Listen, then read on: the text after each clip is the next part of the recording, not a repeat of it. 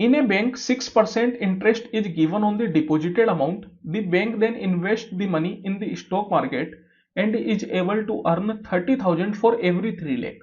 How much money is the bank earning finally if the total amount deposited in the bank is 60 lakh rupees? तो देखिए हो क्या रहा है, एक बैंक है जो कि अपने कस्टमर को 6% का इंटरेस्ट देता है। जितना भी पैसा आप उसमें जमा करोगे उस पर वो 6% का इंटरेस्ट आपको देगा। अब लेकिन बैंक क्या करता है, आपके द्वारा जमा हुए पैसे को वो आगे स्टॉक मार्केट में लगा देता है और हर 3 लाख पे वो 30,000 रुपए की कमाई करता है। अगर 3 लाख पे 30,000 तो कितना परसेंट हो गया, दैट मीन्स 10% की वो कमाई कर रहा है। अब ये जो 6% का इंटरेस्ट आपको दे रहा था वो कहां से लाया, वो इस डिपॉजिटेड अमाउंट में से ही लाया। वो मतलब ये जो स्टॉक मार्केट में जो उसने पैसा लगाया उसी में से लाया, क्योंकि बैंक के पास खुद का कोई पैसा नहीं होता। बैंक या तो दूसरों को जो लोन देता है उससे जो इंटरेस्ट मिलता है उसमें से आपको इंटरेस्ट देगा, या फिर स्टॉक मार्केट में पैसा लगा के वहां से लोन दे इंटरेस्ट देगा।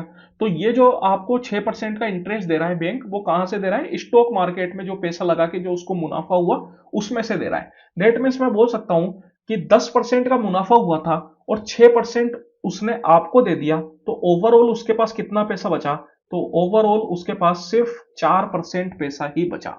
अब अपन से पूछा जा रहा है कि अगर कोई 60 लाख रुपए बैंक में लगाता है तो उस पे बैंक फाइनली पूरा नेट अमाउंट कितना कमाएगा, मतलब कस्टमर को उसका इंटरेस्ट देने के बाद ओवरऑल अमाउंट कितना कमाएगा।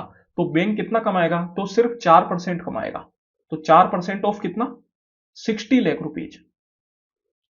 तो 60 लाख का 4% निकाल लीजिए, कितना आ जाएगा, 6 × 4 = 24, मतलब 2,40,000।